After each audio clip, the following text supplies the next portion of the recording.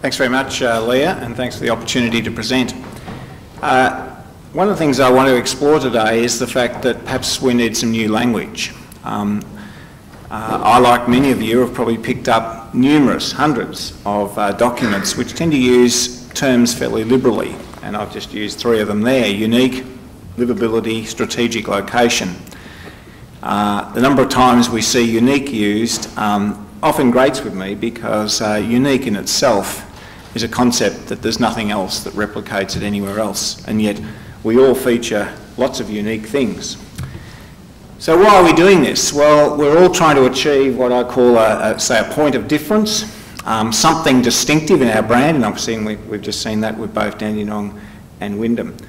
And we want to have a standout attribute, something that people will remember us by. And already in this conference you've heard numerous examples of how people in Bendigo are branding certain things so that we stand out from the pack. So these words, unique, livable, strategic location, there are many of them, permeate all our documents. So if you've never done this exercise before, I suggest you have a go at it. What you do is you get a whole lot of these words, I call them buzzwords, and you just put them in 3 columns. And then you can just construct any sentence you like. Actually, with a limited range of these words, you can actually construct hundreds of phrases. So you can have strategic diverse locations, or you can have strategic attributes and locations. You can just buzz them around any way you like. And what I want to do is get a little beyond this, because I think this actually is not doing us a good service in terms of what we really want to sell to people. So much of our advertising, much of our promotion is built around these terms, which actually become rather meaningless. So before we do that though, perhaps we can look at some of the most ridiculous examples that we can find of where this has happened. And of course, if you ever want to do this, you usually go to the United States. So most of these examples are drawn from America. But it does epitomise what we're talking about. So sometimes you can actually present attributes of your community in such a way that they actually expand your horizons in terms of your thinking. Now this place looks a bit like it's out of the way, but you can see that this has caught on to even more upmarket places, such as this particular village in the snow scene in America. Now, the other thing is that, of course, everybody is incredibly important, and we all want to be the most livable city, Melbourne or Vancouver or Zurich or whatever it is, but perhaps there is some value in being the 26th best small town in Nevada, but anyway, in America, and we can see whether people turn up at a place like that. Or of course you can play on the town. I once went to a town in Alabama, of all places, and the town's name was Opp, the City of Opp, O-P-P, and of course someone had fallen into the temptation, the City of Opp, the City of Opportunity. And then of course when you start to label your town with various names and so on, and then put a slogan with it, maintenance is always an impending problem. And sometimes maintenance involves people with different roles and different jobs, and perhaps not synchronising them appropriately, as in this particular case. And then of course, sometimes identity has problems, and immediately people's mind go to something, but in fact it's not where you want their mind to go to. So the state of Connecticut has had to solve that problem. But then of course you get some amazing partnerships that develop, where one town, realising what its particular name is, has to find somewhere else that can provide a link. I'm not sure whether this has actually achieved very much for either of those communities. And then of course what we've now become obsessed with is a world made of signs, and we approach signs and we get a fleeting glance at them, and in that millisecond we have to form an impression.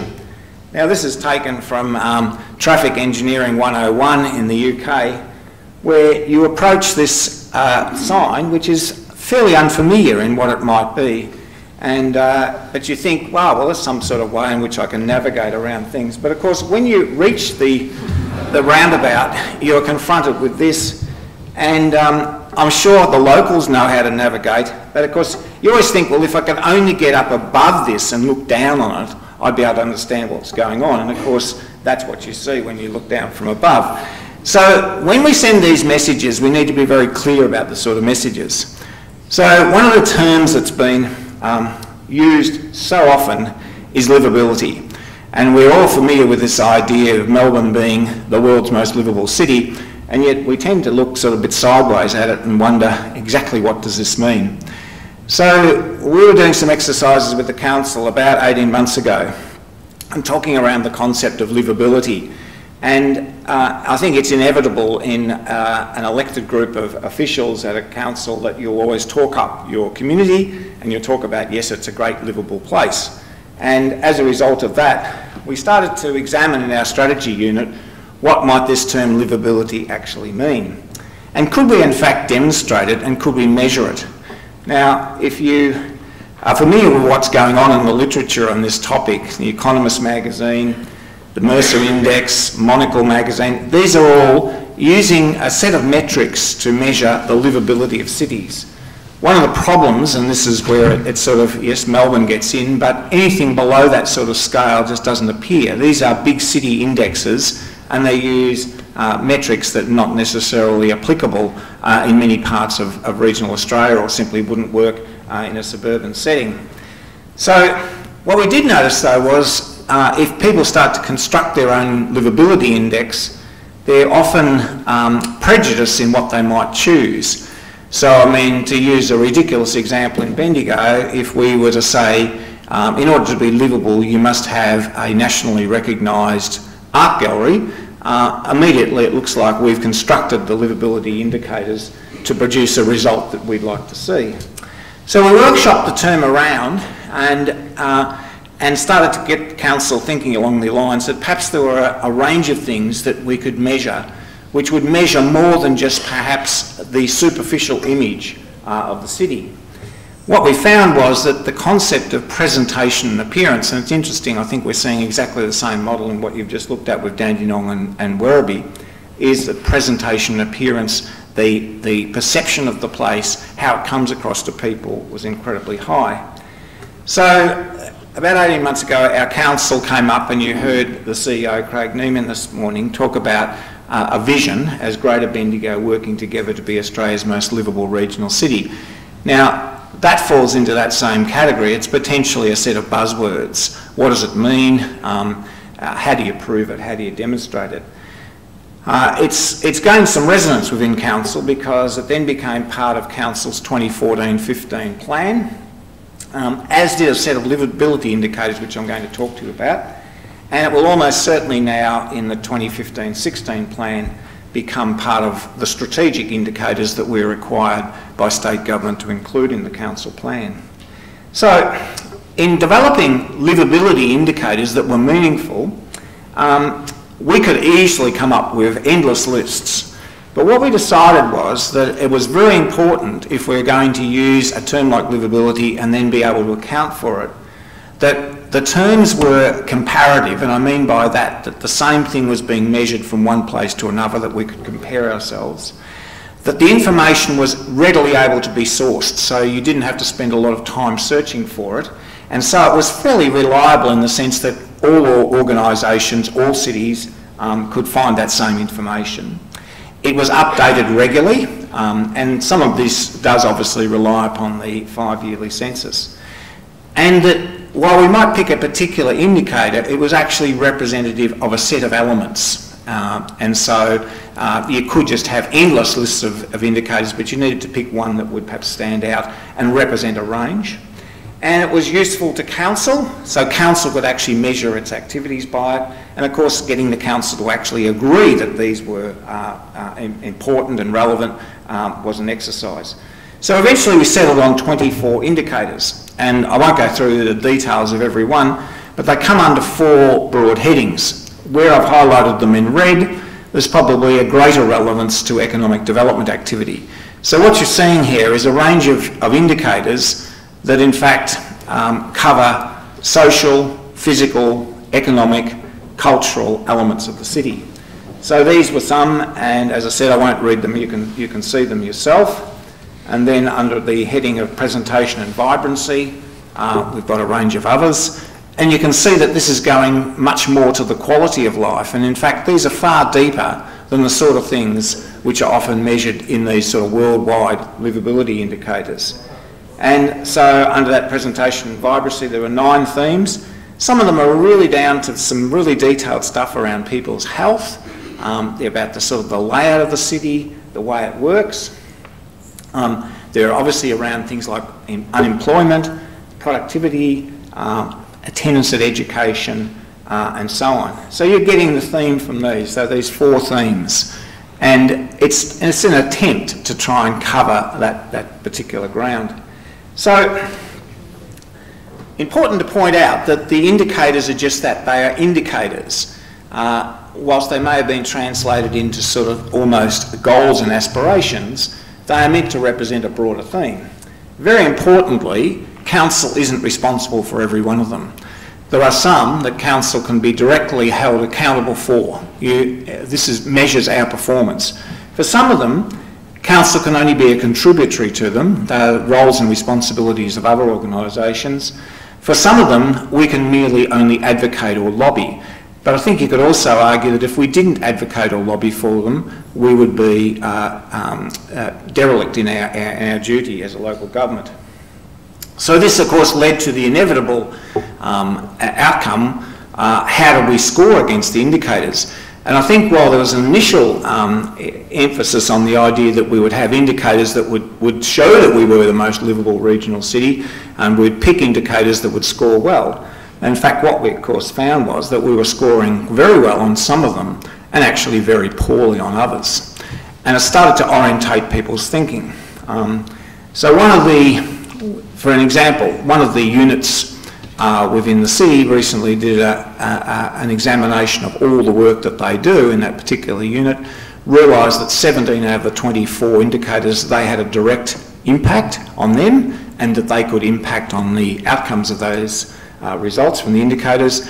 And they then surveyed across the entire organisation and realised that every unit in council in some way or other contributed in some way to at least one, but in many cases, many of those indicators. But the results have been challenging, and I think it's exposed that whilst we can talk up a municipality, we also need to be quite realistic. So then I wanted to explore with you how we've tackled the word unique, because this is another buzzword that's often used. So what does unique actually mean? And the way we did it was to say, well, perhaps what's unique about our city, and I suspect there's a uniqueness about all places, is that what is its DNA? And it's interesting, the definition of DNA, of course, comes from a wider description, but often associated with our physical being. So it's a fundamental or distinctive characteristic or quality of someone or something, and often it's regarded as something that's fundamentally unchangeable. So you are born with a DNA. So, taking apart those 3 elements, it's fundamental, it's got to be distinctive, and it's got to be unchangeable. So how would we apply that to a municipality, to a city? We had to move beyond the buzzwords. So what we've said is, what is the actual physical setting of the city? And I think that was really interesting, that presentation on Werribee, to say, well, what was physically distinct about our city? We are, other than the Yarra River presence in Melbourne CBD, the only urban area where we've got all that concentration of our commercial activity right on a river, which is, of course, a very distinctive and common element about cities throughout regional Australia. What was distinctive about our historical narrative, and of course that historical narrative that we have is shared with many places. What are those, what's the character and attributes of the type of people who have lived and prospered in the city? And they all appear to sort of now, in collective terms, define what the city is. So unchangeable was another concept around DNA. So this comes around the idea that we have what we call anchors. Places that aren't going away, places that you naturally gravitate towards, which form a fundamental element of the structure of the city. So in some cases they are particular locations and functions, and just to use an example, in Werribee and Dandenong, exactly the same. The chances are the railway station is not going to go away. It's going to be there, it's going to be an anchor, right? Certain buildings and precincts, and of course you've seen in this particular case the precinct that's developing around this building and others in our arts and cultural area. And the character and attributes of certain areas. These are anchors.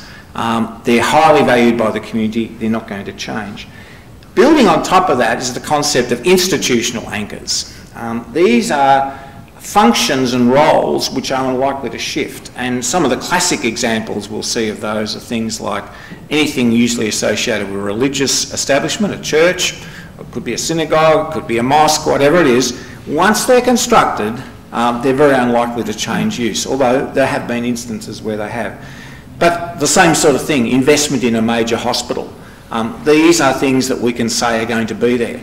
One of the problems we have with a lot of development that happens in our city centres and around is that a function can change quite dramatically. So commercial development can become residential, residential can become commercial, the type of use that happens. But there are certain institutions that we can call as institutional anchors in a city.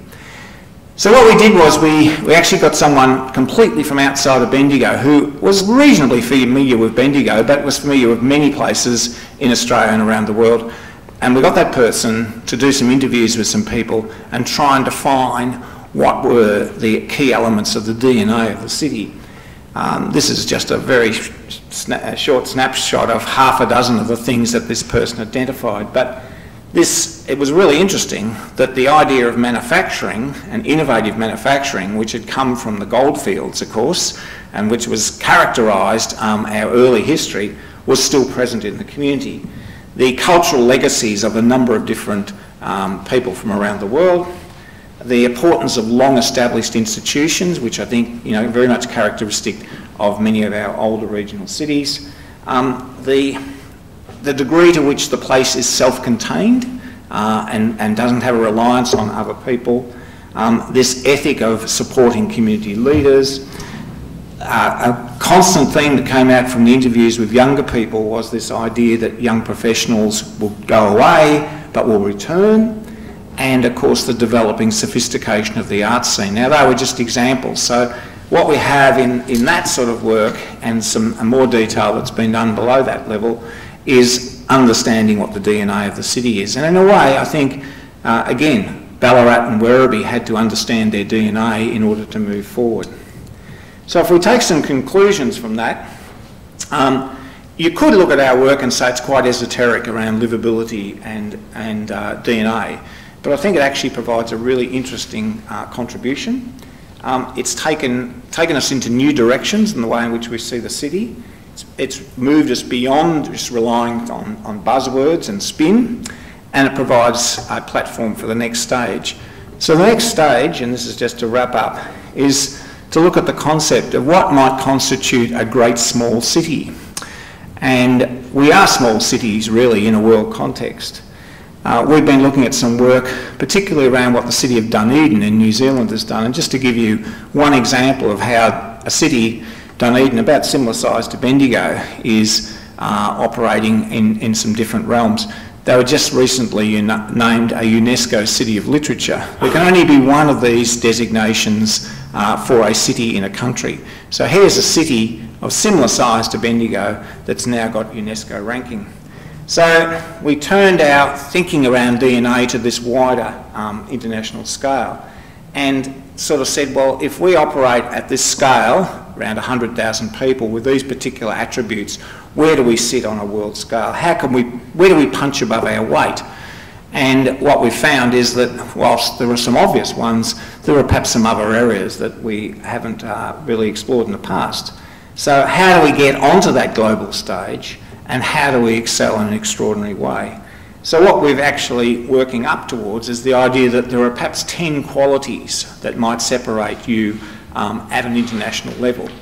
And these have been chosen in a fairly systematic way of looking at a range of small cities across the world: arts and culture, architecture, the tourist experience, business, and that goes right through to social enterprise, the natural environmental setting and those sort of international links which we have through our diaspora of communities from other countries. What do we do in terms of education? What do we do in terms of health? How are we leading edge in terms of specialty manufacturing? And do we have the ambition and the aspiration to be there? So, hopefully you've enjoyed that presentation and it's made you think about some range of issues which perhaps tie together some of the presentations. Thank you.